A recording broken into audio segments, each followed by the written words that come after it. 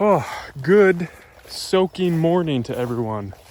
Holy cow, it's wet out here. Our weather has been insane for the last couple weeks. It's either been very hot, very humid, relentless sun and bugs, or it's been severe storms with crazy amounts of rain, tornadoes, hail, lightning, the whole works. It's been a real interesting spring and early summer out here in central Iowa. And I can't even walk. It's just soaked with water. Yesterday morning, had to go to work, so get up real early to do chores, move cows before I go.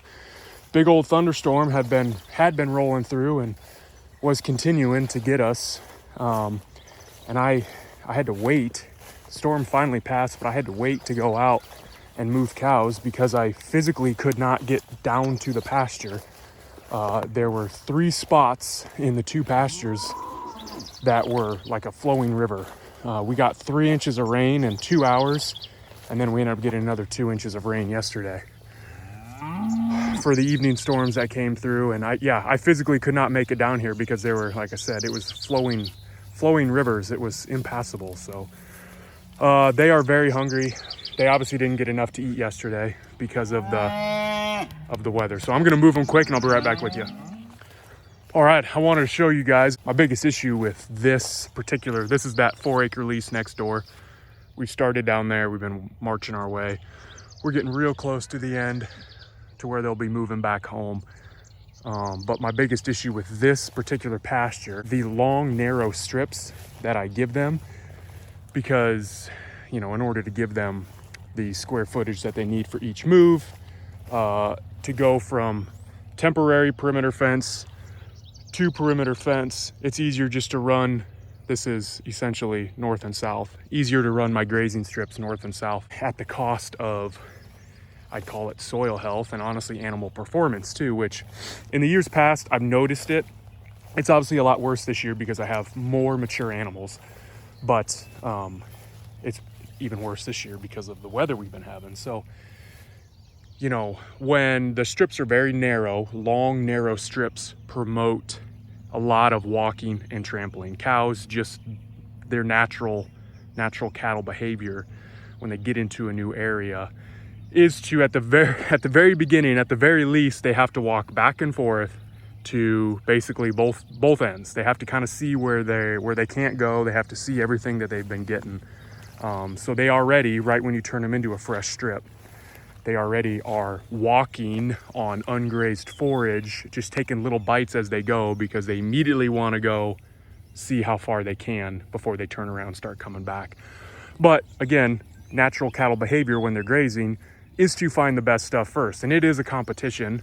I am giving the animals more because they're only getting moved twice a day. I'm giving the animals more. I'm obviously not wanting them to graze everything. So that basically means that there isn't, the competition isn't so much that everyone puts their head down and starts eating everything they can right away, because if they don't, they're not going to get fed.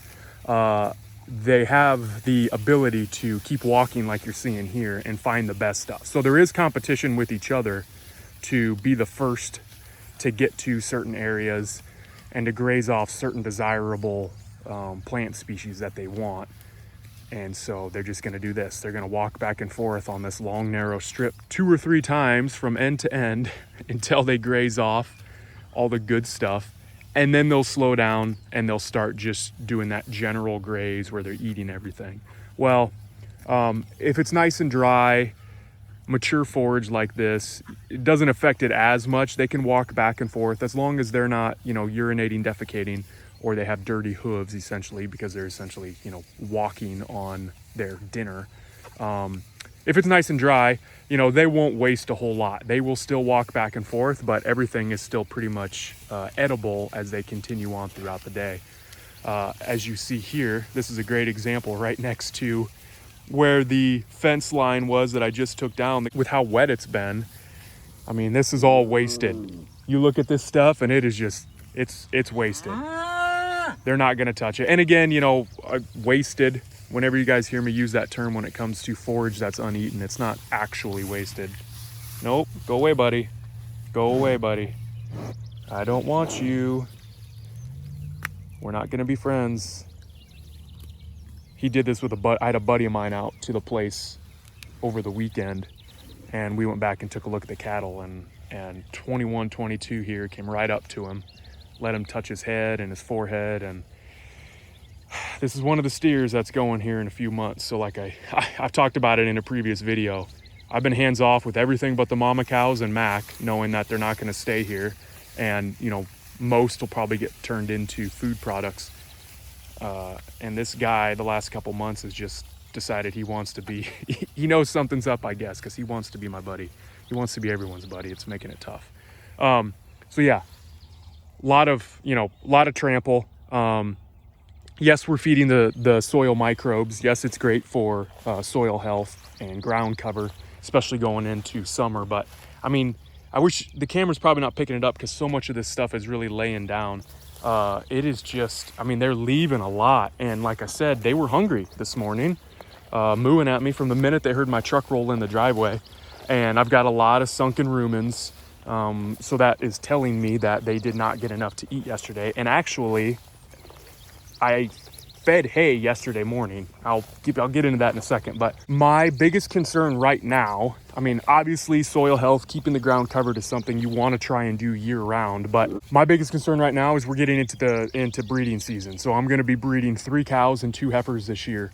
You know, now is my time to have the animals in the best quality forage that they can, the best body condition that they can, the healthiest that they can, because AIing is not necessarily cheap, and it's not the most convenient thing to do. And so I would like to just do one attempt on everyone. The best chance for the most success at breeding is to have those cows and those heifers in the best possible body condition, as healthy as they can be. And so having more than enough to eat to make sure that that happens should be my biggest concern right now. And like I said, you know, I've kind of been limiting their feeding because I'm still giving them normal size strips, even though the weather has been making it so they don't necessarily get as much to eat as they should be. I do not know why they just seem so unhappy right now. Everyone's mooing. How would I have changed this? Well, the one thing I did think about before I started grazing them here was mow a strip and split this in half. Boundary fence, essentially splitting this in half, and then giving them, instead of narrow, let's say 6 foot or 12 foot wide strips that are very long, now because they're only going half of the distance, I can give them 12 foot, 24, 36 foot widths, more squares than rectangles. And that would have really helped alleviate this narrow paddock grazing, this walking back and forth, this constant trample of forage. If they're all in a square and they can just kind of do circles around each other, stay close as a herd and graze, that would have been more beneficial. I would have gotten better utilization out of this grass. Probably would have some better condition on some of these girls, especially the cows that are lactating right now. As far as what they've had to eat in this pasture this year, it has been phenomenal. I am very, very happy with how this particular 4-acre field has kind of turned around.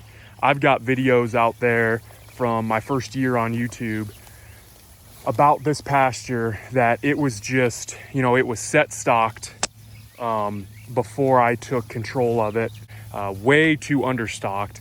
Stuff just got mature, stuff got out of control, thistles, broadleaf weeds, just really, really bad quality pasture. What this pasture has turned into has been phenomenal. One of the things that they absolutely love, you can kind of see it in these little chunks, and I'll roll some video here from previous paddock strips, is the cup plant. You know, when I first moved the cows in here, I thought cup plant was like a big pain in the butt. I mean, years ago when I moved the cows in here for the first time, the cup plant was just, it's big, it's broadleaf, it's a huge plant, very stocky stem, you know. They absolutely hate it, and you can see right now, the 2 goons went underneath the wire and they're just helping themselves to the cup plant. Cows are gonna be pissed if they eat all this before they get a chance to get it, but man, they love that stuff. That's the first thing they go to. I would love to know what the nutritional feedback, what the nutritional value of that particular forage is, because the cows just, doesn't matter, morning move or afternoon move, they're going for it first. They love it. So yes, this pasture is finally starting to turn into a great perennial forage pasture that, you know, I'm hopefully be able to get 2 grazes out of this each year, quality grazes, quality rotations through. So really good high quality stuff. I just need to, I think next time around, I need to be better about, like I said, setting it up differently and giving them more, so I don't have a bunch of sunken rumens every day. But it'd also help if it wouldn't rain 5 inches every single day for 2 weeks on end. So, and speaking of the insane amount of wetness, that brings me up to my next point that I mentioned earlier, that I fed hay the other day. And that actually was the 3rd or 4th time over the past month that I've thrown out some hay bales. Man, I just felt like with this insanely washy, wet forage, I mean, not only, again, were they trampling a lot of it and not ingesting as much as they needed to, but it just, you would watch the herd as they were grazing, after they were grazing, whatever, and it was just loose. It just seemed like there was so much moisture in the perennial forages that they were eating that it was just running right through them. So I think I'm actually going to do that this morning here once I get off the video, because it just kind of helped dry them up. It kind of helped fill them up. They were very excited to eat it. All 3 or 4 times I've done it, I set the hay out and they come sprinting over and they attack it.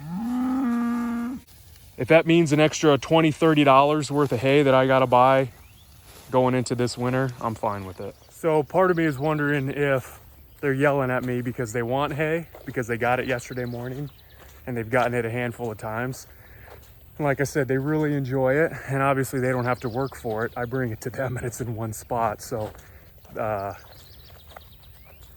yeah, they could just be whining at me right now because they want hay. We actually have more severe weather coming tomorrow. Today's July 3rd, so happy July 4th tomorrow, everybody.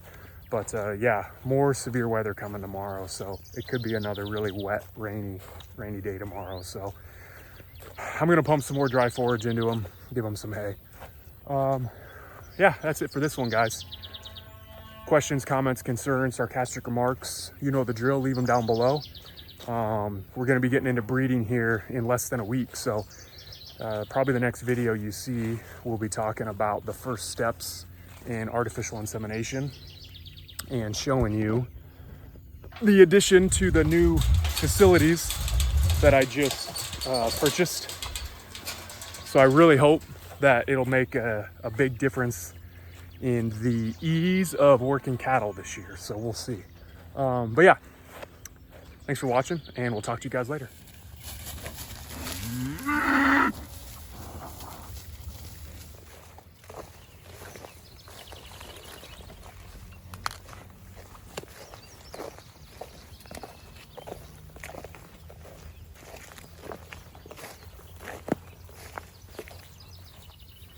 You guys happy now?